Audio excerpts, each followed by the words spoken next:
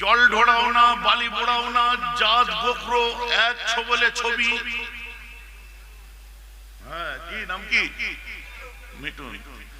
এতটা সিনেমা দেখেছে আমার মুসলমান ভাইরা, তাকে মেগা স্টার বানিয়ে দিয়েছে। প্রত্যেক ঘরে ঘরে ছেলেদের style, I M A disco dancer. क्या बात, কথা বুঝতে পারছেন? क्या बात সব বনাস করে দিয়েছে। বলছে মাটি খুঁড়ে পুঁতে দেবে মুসলমানদেরকে, বলছে ওই তিস্তার জলে ভাসিয়ে দেবে। আরো কত কি বলেছে, যেগুলো সব করব, যেটা এর মধ্যে পড়ে বুঝে নাও, সব করব, করতে তোমায় হবে না। ইতিহাস বলছে, বাংলার ইতিহাস নয় ভারতের ইতিহাস বলছে, তোমাদের মতো মানুষদের স্থান হচ্ছে আস্থা করে সীমাবদ্ধ। যতই কিয়াবাদ বলো আর যতই ডিস্কো ড্যান্সার হোক, তোমরা হচ্ছে জাতির একটা ক্যান্সার। তোমাদের ছুঁড়ে ফেলে দিতে জাতির কোনো সময় লাগে না। এই ভারতবর্ষ, গান্ধীজির ভারতবর্ষ, ইয়াং ইন্ডিয়া খুলে দেখুন। এ ভারতবর্ষের বুকে যে বাংলা এসে বলছে আমার আফসোস হচ্ছে, ওই বাংলা হচ্ছে বিবেকানন্দর বাংলা। যে বাংলায় বলছে ওই বাংলায়, বাংলা হচ্ছে সারদা মায়ের আতুর ঘর। যে বাংলা এসে বলছে ওই বাংলায় আছে ঠাকুর রামকৃষ্ণ পরমহংসদেবের বেলুর মঠ। যে বাংলায় এসে বলছে সেই বাংলায় আছে বাবা তারকনাথের মন্দির। যে বাংলায় এসে বলছে সেই বাংলায় আছে মহারাজ বল্লভীর মন্দির। যে বাংলায় এসে বলছে সেই বাংলাতেই আছে ইস্কন। যে বাংলায় এসে বলছে সেই বাংলাতেই আছে বেড়াচাপা লোকনাথ মন্দির। ওই যে ভিতরে কলসুর বাগজলার ওখানে চাকলা হিন্দু মুসলিমের সম্প্রীতির। আর এই জেলাতেই শুয়ে আছে বজলুর রহমান দরগাপুরি। এই জেলাতেই শুয়ে আছে আপনার হযরতে রুহুল আমিন রহমাতুল্লাহ। এই জেলাতেই শুয়ে আছে চাঁদপুরি হুজুর। এই জেলাতে, এই বাংলায় শুয়ে আছে আমার পাঁচ হুজুর। এই বাংলায় শুয়ে আছে সুফি আব্দুল মোমেন। এই বাংলায় শুয়ে আছে যত বড় বড় হস্তি। এই বাংলার বুকে একদিকে ব্যান্ডেল চার্চ দেখতে পাবেন, এই বাংলার বুকে একদিকে জয়রামবাটি দেখতে পাবেন, আর এই বাংলার বুকে শুয়ে আছে বঙ্গপুত্র আবু বকর সিদ্দিকী। যে বাংলা হলো সম্প্রীতির বাংলা, ভালোবাসার বাংলা, ভ্রাতৃত্বের বাংলা। এ বাংলার মানুষের জন্য যোগী আদিত্যনাথের বাদরের প্রয়োজন নাই। বাংলার হিন্দু সম্প্রদায়ের মানুষেরা মর্যাদা পুরুষোত্তম শ্রীরামের হনুমানকে শ্রদ্ধা করে, যোগীর বাদরকে নয়। আর এই বাংলার মুসলমানেরা কোন জামিয়া সালাফিয়া পছন্দ করে না। বাংলার মুসলমানেরা ওলিয়া উলিয়া গোস কুতুব মুজাদ্দিদ জামান দাদা হুজুর আর তার পাঁচ আওলাদকে প্রাণ থেকে ভালোবেসেছে। বাস কিয়ামত পর্যন্ত আল্লাহর ওলিদের ভালোবেসে যাবে। কথা ঠিক না ভুল বলছি গো? যোগী আদিত্যনাথের মাদরদের এখানে কোনো ঠাঁই নেই। এখানে মর্যাদা পুরুষোত্তম শ্রীরামের হনুমানকে ভালোবাসা মানুষ আছে। এখানকার মানুষেরা, বাঙালিরা ধর্ম কোন রাজনীতিবিদের কাছে শেখে না। বাংলার বাঙালিরা ধর্ম শিখেছে বেলুর মঠ থেকে। গৌরাঙ্গ মহাপ্রভুর কাছে অনেকে দীক্ষিত, তাদের রাস্তা অনুযায়ী অনেকে দীক্ষিত, অনেকে আপনার বৌদ্ধ ধর্মে দীক্ষিত। বিভিন্ন জাতির মানুষ বাস করে, সব মিলিয়ে এক সুন্দর সমাহার, যার মধ্যে ভালোবাসা ছড়াছড়ি। আর সেখানে এসে ইলেকশন হবে, খালি মন্দির মসজিদ হিন্দুরা সেফ নয়, অমুক সেফ নয়, না হিন্দু ভয়তে আছে না মুসলমান ভয়তে আছে। ভয়তে আছে ওই নেতারা, কারণ যদি না মসনদে বসতে পারি খুব মার মারবে। কথা বুঝতে পারছেন? জগদ্ধাত্রী পুজোর ভাসান হচ্ছে আজকে। আজকের কথা বলছি আমি, চণ্ডীতলার ওইখানে এসে জামে পড়ে গেছি। কথা বুঝতে পারছেন? সব গাড়ি দাঁড়িয়ে আছে। জিজ্ঞাসা করুন আমার সাথে যারা আসছিল, আমার গাড়িতে ড্যাশ ক্যাম লাগানো আছে, গোপ্রো যেটাকে বলে। আপনি চেক করে দেখে নিন।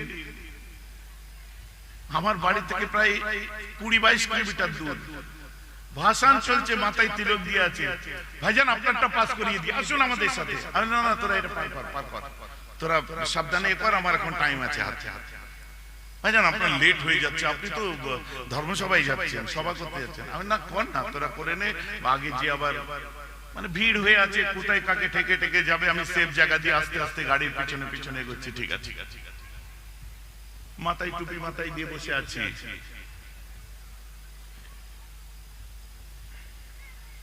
কথাটা আমার বুঝতে পারছেন কি পারছেন?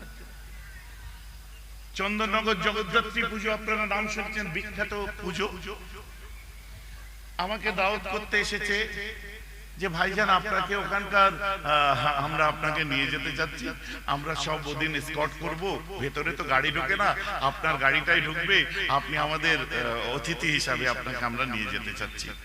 আমি বললাম তুমি বললে আমাকে খুব ভালো লাগলো, তুমি বললে আমাকে খুব ভালো লাগলো,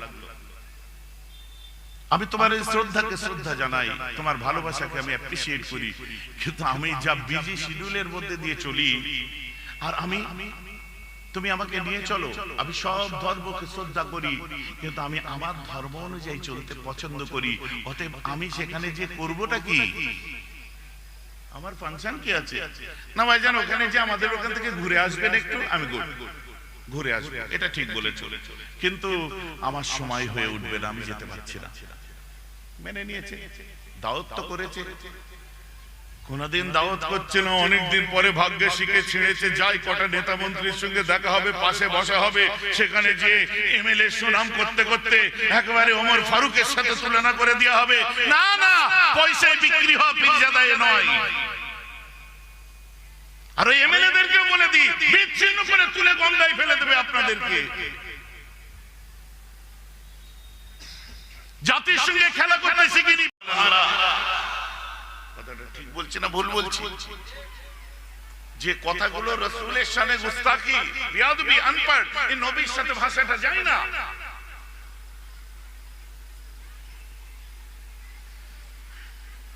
নিরক্ষর ছিলেন, এই নিরক্ষর কথাটা নবীর সাথে যায় না। কারণ সাধারণ মানুষ যারা ও নিরক্ষর আর মূর্খ কাকে বলে বোঝে না, কারণ তারা স্কুলে যায়নি, অনেকে পড়াশোনা কম করেছে, ওরা বোঝে যেই নিরক্ষর সেই মূর্খ। অক্ষরের জ্ঞান নেই। আল্লামা রুহুল আমিন রাহমাতুল্লাহ কত সুন্দর লিখেছে জানেন? এগুলো আমাদের শোনা পড়া দরকার।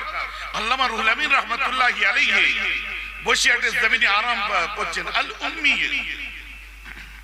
বলে, আল উম্মি, উম্মি কে আল্লাযী লা ইয়াকতুবু ওয়ালা ইয়াকরা, মানে উম্মি সে ওয়ালা ইয়াকরা, সে যে পড়তে পারে না এবং লিখতে পারে না, এটা বাংলা মানে। কিন্তু আল্লামা হুজুর এর মানে বার করছে, উম্মি শব্দের অর্থ যিনি লিখতে ও পড়তে না পারেন, ওনার উম্মি হওয়া একটি মুজিজা বলিয়া গণ্য হইতেছে। জোরে বলা যাবে না? আরে জোরে বলা যাবে না?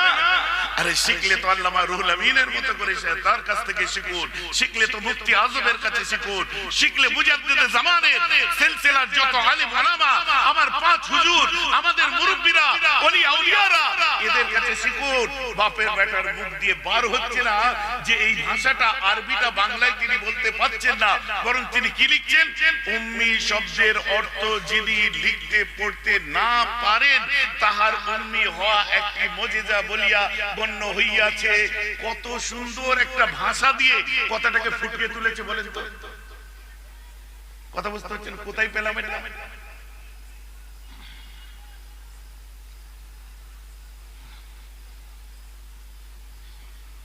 এই দেখো, কিতাবটার নাম হলো কারামাতে আহমদিয়া বা একখানা বিজ্ঞাপন। আবু বকর সিদ্দিক রাহমাতুল্লাহ লিখছেন কে? আল মোহাম্মদ রুহুল আমিন রাহমাতুল্লাহ আলাইহি। ভাইজান বসিয়াট হুজুর লিখছেন। বসিয়াট হুজুর কি এরকম মানে করেছেন? পারবেন না করতে, কারণ তারা তাসাউফের মারকাজ ছিলেন। ডক্টর মোহাম্মদ শহীদুল্লাহ তাসাউফের মারকাজ ছিলেন। পাঁচ হুজুর কেবলা তাসাউফের মারকাজ ছিলেন। ওদের কাছে আদবটাই মূল জিনিস। ওই একই কথা আমি বলছি, সত্যি তাই। আমার রাসূলের সাথে এমন কোন আরবি ভাষার বাংলা মানে করো না যে মানেটা আমার রাসূলের শানের খেলাফ হয়ে যায়। কাজী আয়াজ রাহমাতুল্লাহ আলাইহি শিফা লিখেছেন, আর শিফাগুলো তার মধ্যে উনি পরিষ্কার লিখছেন, আল্লাহর রাসূল বিসমিল্লাহ, আপনার সিন কি রকম হবে লম্বা করে দেখি। আমার কাছে শিফার আপনার ফটো করে রেখে দিয়েছি। লিখতেই যদি না জানতে কি করে করলেন? দেখিয়ে দিলেন কি করে? সুলহ হুদাইবিয়ার সময় বুখারী শরীফ খুলুন, সহিহ সনদের হাদিস। সুলহ হুদাইবিয়ার সময় আল্লাহর যখন সুলহ হচ্ছিল, আল্লাহ রাসূলের নাম লেখা হয়েছিল মুহাম্মদুর রাসূলুল্লাহ। ওই সময় এতে দিন দুনিয়ার বাদশা একটা অবজেকশনের মধ্যে পড়েছিলেন। ওরা এসে বলল, মুহাম্মদুর রাসূলুল্লাহ মেনেই যদি নি, তাহলে আর এই সমস্ত সন্ধির প্রয়োজন কি আছে? ওদের তো প্রবলেম রাসূলকে নিয়ে। আমার রাসূল বললেন, আলী কোথায় লেখা আছে গো মুহাম্মদুর রাসূলুল্লাহ, ওই জায়গাটা তো আমায় ওই জায়গাটা কেটে দাও তো। হযরত আলী বলছেন যে হুজুর আমার জান চলে গেলেও আপনার নামের পরে রাসূলুল্লাহ কেটে দেওয়া মানে মুসলমানের ঈমানের অস্তিত্ব নষ্ট করে দেওয়া। আমি পারবো না তো হুজুর। হ্যাঁ গো, তোমাদের বিরক্ত লাগছে? হ্যাঁ, হাসলে হবে না, কথা বুঝতে হবে। কারণ আমাদের সমস্ত ইবাদতের মূল হচ্ছে নবী প্রেম, নবী তাজিম, নবী শ্রদ্ধা, রাসূলকে মানা। যাদের মধ্যে নবী প্রেম নেই, নবীর ভালোবাসা নেই, কথা বুঝতে পারছেন না? ও সোনা ঘষতে ঘষতে বলি সাহেব হয়ে যে ফোড়ন কাটছে আমাদের এইসব আলোচনায়। কোথায় এ হুজুরের দলে ও হুজুরের দলে ঘুরতে ঘুরতে কোনো জায়গায় পাত্তা পায় না। ফুরপুরায় যে লুকিয়ে লাকিয়ে সেটিং এর হুজুরের দরবারে বসে একটুখানি গপ্প টপ্প করে নিয়েছে। গায়ের ঝাল কখন চড় খেতে গেছে, কখন লাথি কেটে গেছে ঠিক নেই।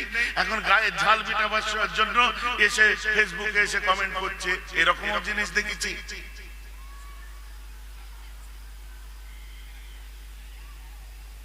ঘাড় ধাক্কা পার্টি যেগুলো সব জাল ছেঁড়া পোলো ভাঙা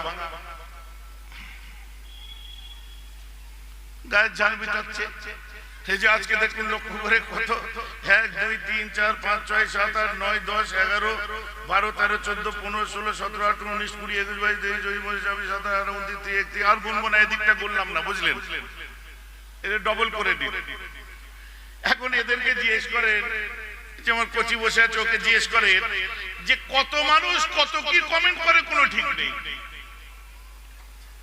কিস্তিতে মোবাইল কিনে নিয়েছে, ফ্রিতে এমবি ভরেছে, রাস্তায় পাচা টেকিয়ে দিয়ে টুকটুক করে ঝাড়ছে, কারণ ও সহ্য হচ্ছে না।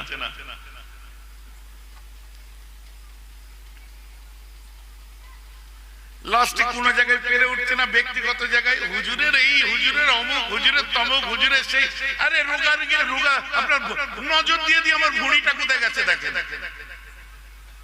এই যে দেখছেন, এত নজর দিয়েছে রোগা হয়ে গেছে।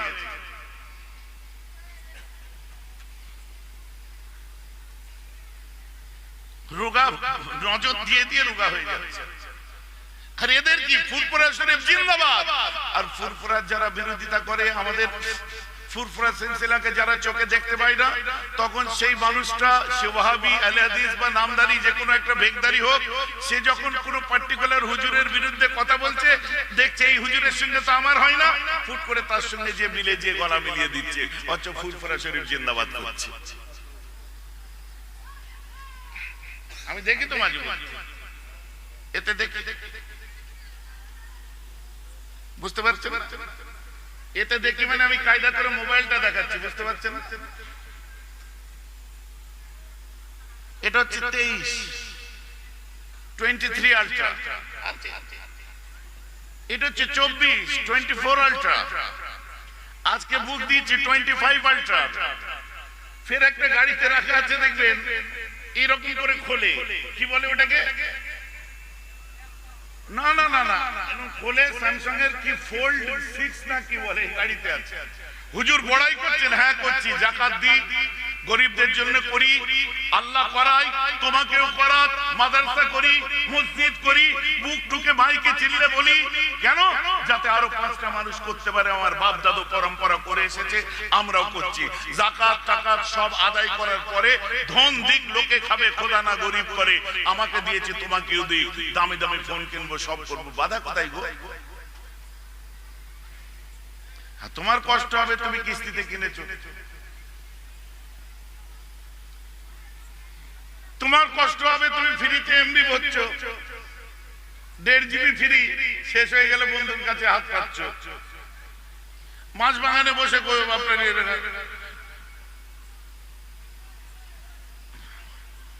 ছাদ দিয়ে কাক বলছে, হাতে মোবাইল, কমেন্ট করছে, আগে টালিটা সারিয়ে যা পাগল। গাত্র দাহ আমাকে কয়েকটা জিনিস এনে দেখায়, আমি দেখেছি। আমার ভাইরা মাঝে মধ্যে দেখায়, ভাইজান কি লিখেছে দেখবেন। আমি পাগল, এই লেভেলে নিজেকে নামাতে পারবি কোনোদিন? যারা গালাগাল করবে তাদের তো লেভেলটা গালাগালি করা, তাদের স্ট্যান্ডার্ডটা তো ওই লো স্ট্যান্ডার্ড।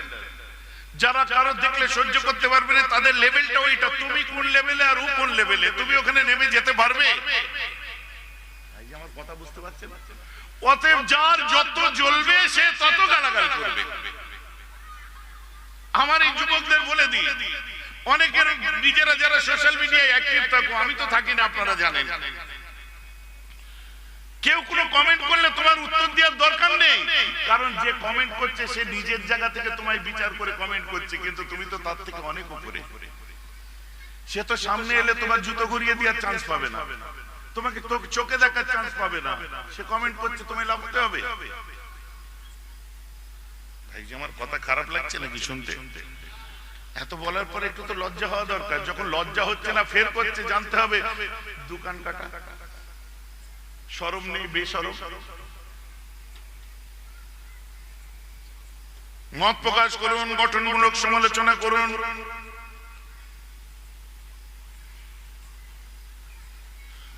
পিঠে একটা কি ঢুকেছে একটু দেখো তো বাবু।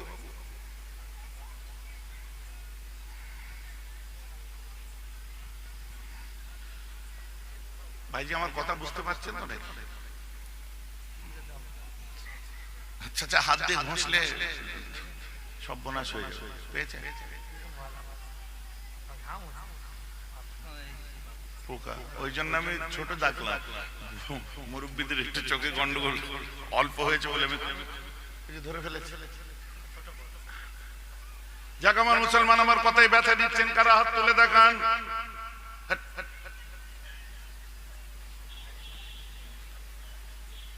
ফ্লোতে ফ্লোতে বার হয়ে যাবে। আচ্ছা আমার কথা কাদের পছন্দ হচ্ছে হাত তুলে দেখান। মাশাআল্লাহ, মাশাআল্লাহ।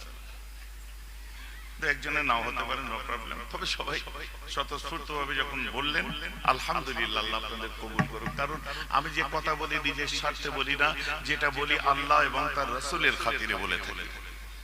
কারণ আমার দিল গাওয়ারা করে না রাসূলের অসম্মান হবে, আর আমি বেরব চুপ করে বসে থাকবো, আমার দিল গাওয়ারা করে না। কারণ আমার রাসূল যদি না থাকতে আমি তো আল্লাহকেই চিনতে পারতাম না। আমার রাসূল প্রথমে এসে যখন ইসলাম প্রচার করে জাবালে আবু কুবাইসের উপর দাঁড়িয়ে একবার আল্লাহ এক বলেননি। আমার রাসূল বলেছিলেন, আমি যে কথাটা বলবো তোমরা কি সকলে মেনে নেবে? আগে বলো, জোরে বলুন না সুবহানাল্লাহ। এখন আল্লাহর কথা বলেননি তো আগে আমরা, তারা কি বললো যে হুজুর হ্যাঁ আমরা সাক্ষী দিচ্ছি, আমরা সত্য বলে কথাটা মেনে নেব। এখন আল্লাহর কথা বলেননি তো আমার রাসূল আল্লাহর কথা বলতে চলেছে, কিন্তু তার আগে প্রত্যেকে একটাই কথা বলেছিল কি, যে আমি আপনার কথা মেনে নেব। তারপরে আমার রাসূল বলেছিলেন আল্লাহকে এক বলে মেনে নাও, আল্লাহ ছাড়া কোনো মাবুদ নেই। প্রত্যেকে বলল মেনে নিলাম। আর আমি মুহাম্মদ তার রাসূল, প্রত্যেকেই বলল মেনে নিলাম।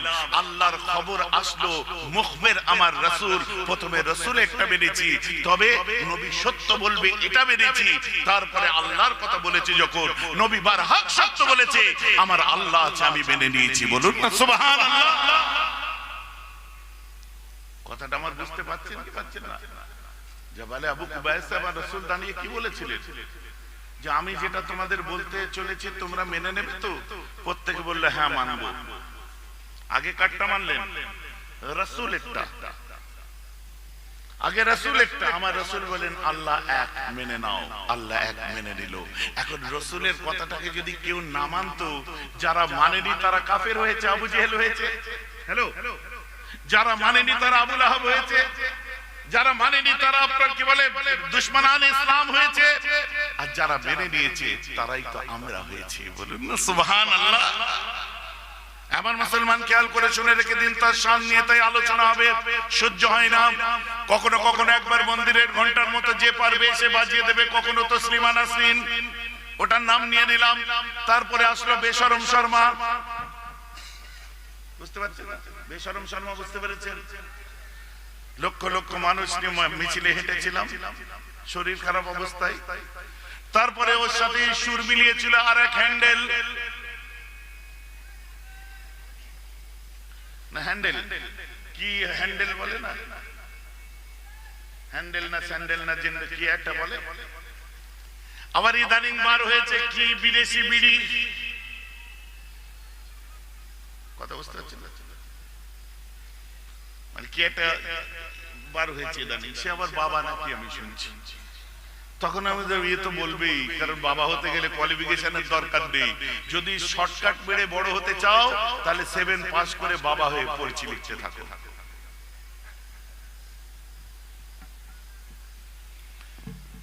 এগুলো নিয়ে আমরা অত ঘাবড়াই না, কারণ জানি এরা এসেছে কি, এরা এসেছে রাসূলের বদনাম করতে। এদের কি বলবো, অনেক মুসলমানরাও তো আরম্ভ করে দিয়েছে রাসূলের দুর্নাম বদনাম করতে। আবার ইদানিং বার হয়েছে, কদিন আগে দেখলাম কি বলে, বুঝতে করেছি আমি ভুলে গেলাম গো,